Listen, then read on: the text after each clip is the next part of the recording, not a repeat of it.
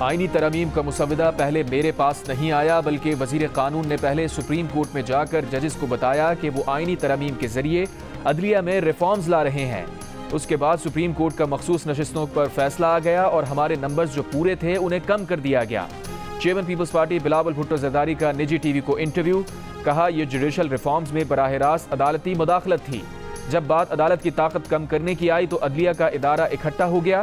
ان کے لیے پارلیمنٹ اور آئین اہمیت نہیں رکھتا، ان کا مقصد تھا یہ ہونے نہیں دینا۔ اس سے قبل صحافیوں سے گفتگو میں بلاول بھٹو زرداری نے کہا 25 اکتوبر تک آئینی ترامیم ہو گئیں تو معاملہ پرامن حل ہو جائے گا، ترامیم نہ ہوئی تو حالات شاید کسی کے کنٹرول میں نہ رہیں۔ بولے بانی پی ٹی آئی کے ملٹری ٹرائل کے لیے شواہد دیکھنا ہوں گے، پیپلز پارٹی سزائے موت کے خلاف ہے، صدارتی معافی کا اختیار ہمارے پاس ہی ہے۔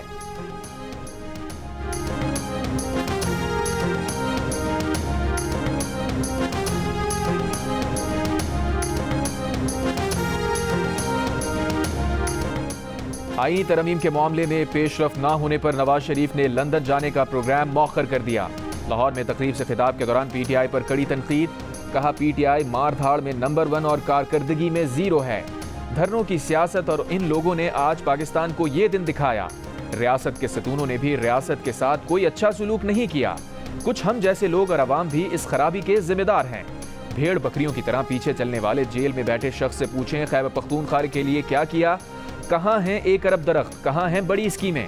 آنسو گیس کے شیل لے کر خیبر پختونخوا سے اس طرح پنجاب آتے ہیں جیسے ماضی میں وسط ایشیا سے لوگ پنجاب پر حملاور ہوتے تھے۔ کیا موٹرویز احتجاج کے لیے بنائی گئی ہیں؟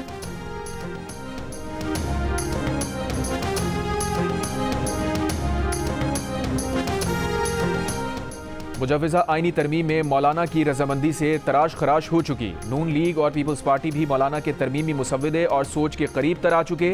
ترمیم میں ہفتہ 10 دن سے زیادہ نہیں لگنے چاہیے۔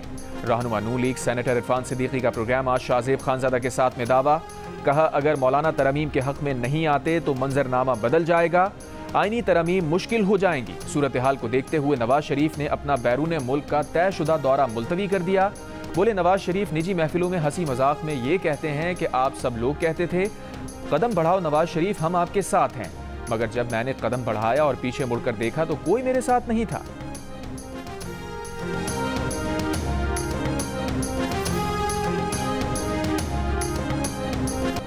پارلیمنٹ خود چاہے تو آرٹیکل 63A اور آرٹیکل 136 ختم کر دے، کوئی جج اپنی خواہش آئین میں نہیں ڈال سکتا۔ آمریت نہ اب ملک میں ہوگی اور نہ ہی اداروں کے اندر ہوگی۔ آرٹیکل 63A نظر ثانی کیس میں چیف جسٹس پاکستان کے ریمارکس، کہا فرض کریں ایک وزیر اعظم اپنے دفتر کو ذاتی مفادات کے لیے استعمال کرے، اس وزیر اعظم کے اپنے ممبر اسے ہٹانا چاہیں تو اس فیصلے سے وہ راستہ بند کر دیا گیا ہے۔ اس عدالتی فیصلے کی موجودگی میں تو اپوزیشن بھی تحریک عدم اعتماد نہیں لا سکے گی۔ بانی پی ٹی آئی کے وکیل علی ظفر نے کہا فیصلہ لکھنے والے جج کو بینچ میں ضرور ہونا چاہیے۔ چیف جسٹس پاکستان نے کہا جسٹس منصور علی شاہ کو 2 بار اس بینچ میں بیٹھنے کو کہا، اب ہمارے پاس کسی کو پکڑ کر بینچ میں بٹھانے کا اختیار تو نہیں۔ جسٹس جمال مندوخیل بولے اب کوئی نہ بیٹھنا چاہے تو کیا جرگہ بھجوائیں؟ میں نے ایک کیس سنا، اس پر نظر ثانی آئے اور میں نہ بیٹھوں تو کیا اپنے حلف کی خلاف ورزی نہیں کروں گا؟ علی ظفر بولے عدالت کو اس کیس میں جلدی کیا ہے؟ چیف جسٹس نے کہا تقریباً 2.5 سال بعد کیس لگ رہا ہے اور آپ اسے جلدی کہہ رہے ہیں۔ 63A نظر ثانی کیس سننے والے 5 رکنی bench per P T I کے وکیل علی ظفر کا اعتراض مسترد۔ اٹارنی جنرل کو علی ظفر کی بانی پی ٹی آئی سے مشاورت کے لیے ملاقات کے انتظام کرانے کی ہدایت۔ سماعت کے دوران وکیل P T I barrister Ali Zafar نے کہا بینچ کی تشکیل قانون کے مطابق نہیں ہوئی، قانون میں کمیٹی کے 2 ارکان کے بیٹھ کر بینچ بنانے کی گنجائش موجود نہیں۔ جسٹس منصور علی شاہ کمیٹی میں نہیں آئے، انہوں نے جو خط لکھا وہ عدالت میں پڑھنا چاہیے۔ اس پر چیف جسٹس نے کہا صرف متعلقہ پیراگراف پڑھیں، خط پڑھا تو اس کا جواب بھی پڑھنا ہوگا۔ آپ ججز کو شرمندہ اور سب کے سامنے بے عزت کرنا چاہتے ہیں؟ کسی جج یا وکیل کو اجازت نہیں دیں گے وہ ان کے مائنڈ پر بات کرے، ان کے اقدامات بالکل شفاف ہیں۔ علی ظفر صاحب آپ ججز کا انتخاب نہیں کر سکتے، آپ نے کہا فیصلہ سنا دیں تو ہم نے سنا دیا، بینچ پر اعتراض مسترد کرتے ہیں۔ مزید سماعت جمعرات تک ملتوی۔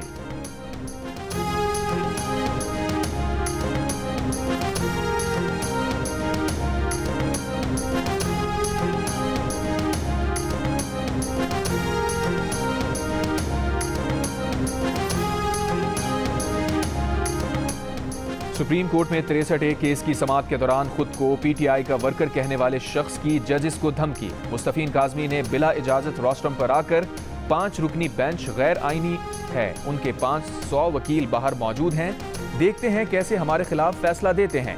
हिदायत के बावजूद ना बैठने पर चीफ जस्टिस ने मुस्तफीन काज़मी को कमरा अदालत से बाहर निकालने का हुक्म दे दिया। वकील PTI अली जफर ने कहा, आप आएं और हमें बेइज्जत करें, हरगिज बर्दाश्त नहीं करेंगे। जस्टिस जमाल मंदुखेल ने कहा, आपसे जो थोड़ी हमदर्दी थी वो भी इस रवैये से खत्म हो गई। वकील फारूक एच नाइक से मुकालमे में कहा, आप vice chairman Pakistan bar council हैं, वकील के कंडक्ट का नोटिस लिया। फारूक एच नाइक बोले, सुप्रीम कोर्ट से बदतमीजी करने वाले वकील को नोटिस जारी किया जाएगा। चेयरमैन PTI बैरिस्टर गौहर ने कहा है कि वो आइन की सरबुलंदी और आज़ाद अदलिया चाहते हैं। इस्लामाबाद में सुप्रीम कोर्ट के बाहर वकला के एहतजाज से खिताब करते हुए बैरिस्टर गौहर का कहना था कि जो आइनी तरमीम की जा रही हैं वो गैर आइनी हैं। मुजाहिरीन से खिताब करते हुए बैरिस्टर सलमान अकरम राजा का कहना था कि आइनी तरमीम का मकसद सिर्फ अदलिया को मफलूज करना है।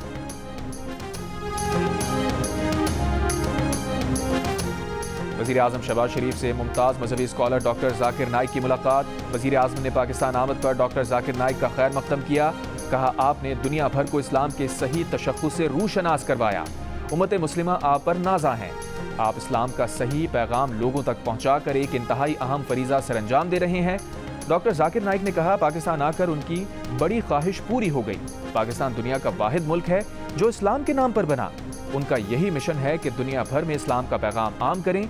अगर इस्लाम के रास्ते पर चलेंगे तो कामयाब होंगे।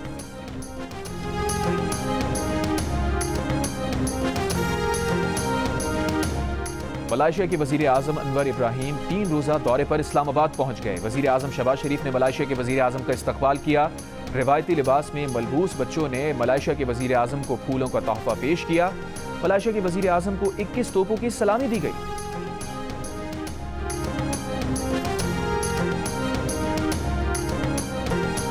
अमीर जमात इस्लामी हाफिज नईमुर रहमान ने कहा है, हुकूमत ने रावलपिंडी मुआहिदे पर वादा खिलाफी की है। अब जमात इस्लामी फैसला करने में आज़ाद है। हुक्मरानों के लिए बेहतर है कि बिजली सस्ती करें और अवाम को रिलीफ दें। चित्राल में जलसे से खिताब के दौरान हाफिज नईमुर रहमान ने मुतालबे ना माने जाने पर चित्राल से कराची तक तहरीक चलाने का ऐलान किया। कहा, 6 अक्टूबर को कराची और 7 अक्टूबर को इस्लामाबाद में मिलियन मार्च होंगे।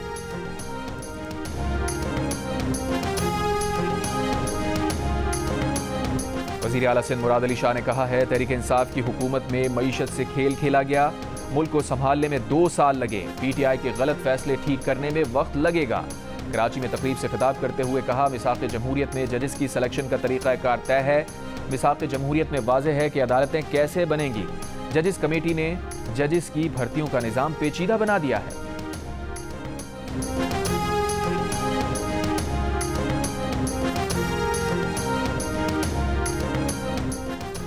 खैबर पख्तूनख्वा हुकूमत के IMF की शराइत के तहत कौमी मालियाती मुआहिदे पर दस्तखत। KP हुकूमत की मरकज़ से वजारती कमेटी तश्कील देने की दरख्वास्त।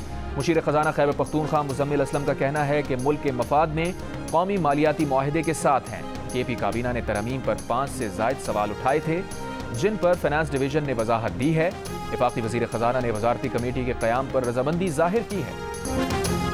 ईरान के बैलिस्टिक मिसाइल इसराइली खुफिया एजेंसी मोसाद के हेडक्वार्टर्स के करीब गिरे। अमरीकी मीडिया का इंकशाफ। ईरानी फौज के सरबराह ने कहा, उम्मीद है सहयूनी इस पैगाम को समझ गए होंगे। चाहते तो इसराइली इक़्तिसादी तंसीबात को निशाना बना सकते थे, लेकिन सिर्फ फौजी तंसीबात पर हमले को तरजीह दी। अमरीकी मीडिया ने खदशा जाहिर कर दिया कि इसराइल कुछ रोज़ में ईरान की तेल की तंसीबात को निशाना बना सकता है।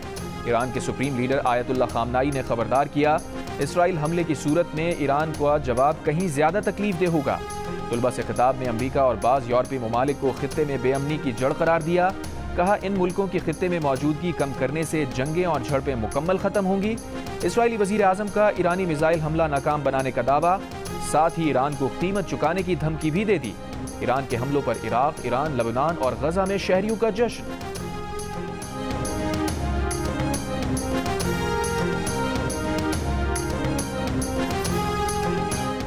इसराइल पर ईरान के मिसाइल हमलों के बाद अक़वाम मुत्तहिदा की सलामती कौंसिल का हंगामी इजलास। अमरीका ने पासदाराने इनकलाब पर पाबंदी लगाने का मुतालबा कर दिया। कहा, इसराइल के हक़ दिफा की हिमायत जारी रखेंगे। रूस ने कहा, ईरान और अमरीका के दरमियान इसराइल जंग छेड़ना चाहता है। इसराइल को अमरीकी तहफ़्फ़ुज़ हासिल ना होता تو وہ ایسی کارروائیاں نہیں کرتا۔ غزہ میں فوری جنگ بندی ہونی چاہیے۔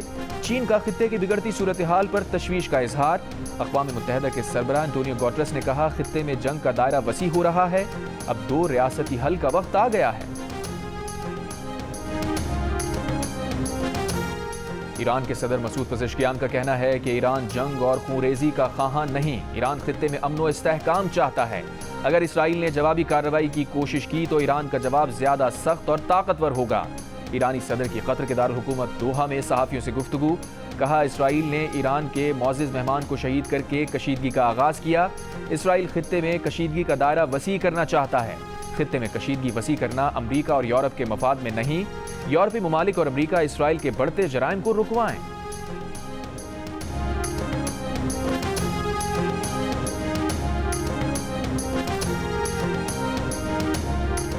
امریکی صدر جو بائیڈن کا کہنا ہے کہ ایران کی جوہری تنصیبات پر حملوں کی حمایت نہیں کرتے۔ اسرائیل نے ایران کے میزائل حملوں کے جواب میں ایرانی جوہری تنصیبات پر حملوں کی دھمکی دی ہے۔ واشنگٹن میں صحافیوں سے گفتگو کے دوران کہا، بہت جلد اسرائیلی وزیر اعظم نیتن یاہو سے بات کریں گے، ہم ایران کے خلاف مزید پابندیاں بھی لگائیں گے۔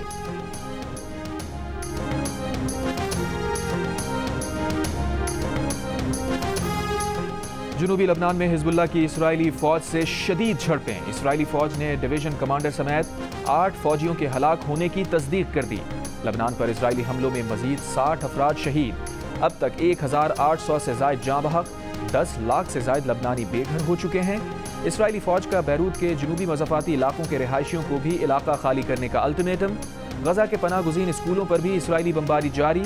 رات سے اب تک مزید 70 سے زائد فلسطینی شہید۔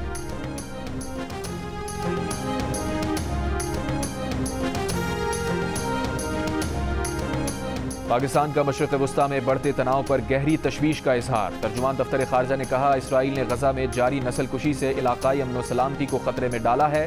لبنان پر حالیہ حملے نے اس کشیدگی میں مزید شدت پیدا کی ہے۔ عالمی برادری کو تناؤ کم کرنے کے لیے تیزی سے اقدامات کرنے چاہیے۔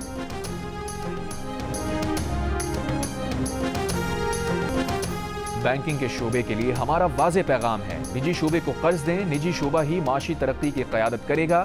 وزیر خزانہ محمد اورنگزیب کا پاکستان اکنامک ڈیش بورڈ کی افتتاحی تقریب سے خطاب، کہا حکومت صرف پالیسی فریم ورک اور تسلسل فراہم کرے گی۔ حال ہی میں ٹی بلز کے لیے تمام بولیاں مسترد کر کے واضح پیغام دیا ہے کہ حکومت اب قرض اپنی شرائط پر لے گی۔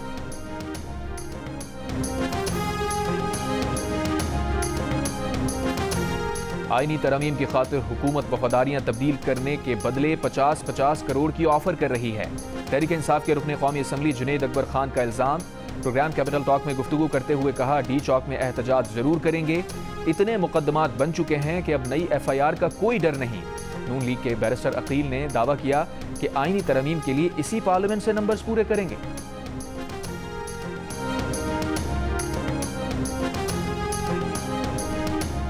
فیصل آباد میں چوک گھنٹہ گھر پر پی ٹی آئی کارکنوں اور پولیس کے درمیان تصادم، مظاہرین کا پولیس پر پتھراؤ، پولیس کی آنسو گیس کی شیلنگ۔ دفعہ 144 کی خلاف ورزی پر ارکان پنجاب اسمبلی خیال کاسترو، اسد محمود اور ندیم صادق ڈوگر سمیت 9 ارکان اسمبلی اور کئی مظاہرین زیر حراست۔ بہاولپور سے بھی پی ٹی آئی کے رکن اسمبلی نواب رضی اللہ خان سمیت درجنوں کارکنوں کو پولیس نے حراست میں لے لیا۔ میاں والی میں بھی پولیس نے کارکنوں کو منتشر کر دیا۔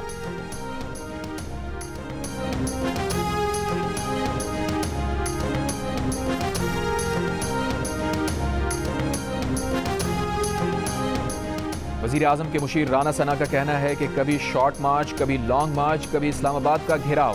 پی ٹی آئی کا رویہ سیاسی رویہ نہیں، یہ ملک میں انارکی، تشدد اور افراتفری چاہتے ہیں۔ پی ٹی آئی کو روکنا آئین، قانون اور جمہوریت کے لیے ضروری ہے۔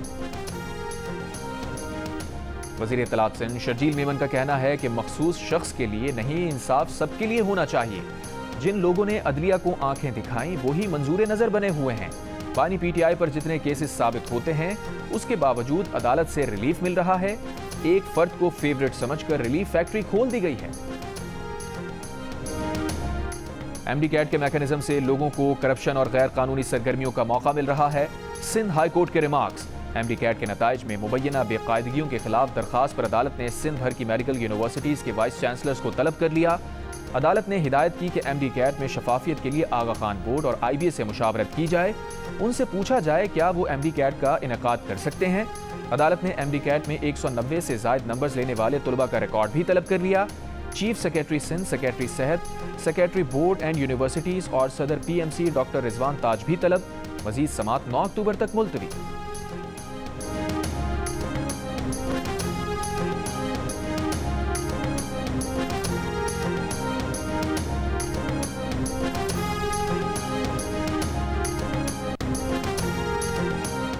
گورنر سندھ کامران ٹیسوری نے کہا ہے چاول کے کام کو صنعت کا درجہ دیا جا رہا ہے۔ اگر سیاسی اور عدالتی کارروائیوں پر وقت لگا سکتے ہیں تو ایکسپورٹ کے لیے ٹائم کیوں نہیں؟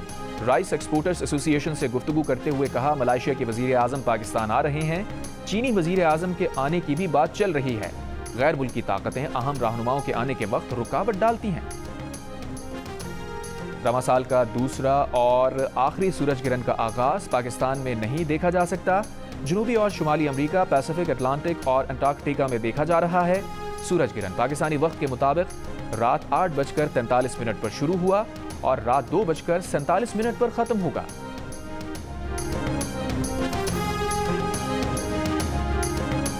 پاکستان کے انٹرنیشنل کرکٹر محمد حارث شادی کے بندھن میں بندھ گئے۔ پشاور میں ہونے والی شادی کی تقریب میں محمد حارث کے دوستوں اور رشتہ داروں کی شرکت۔ تقریب ولیمہ آج ہوگی۔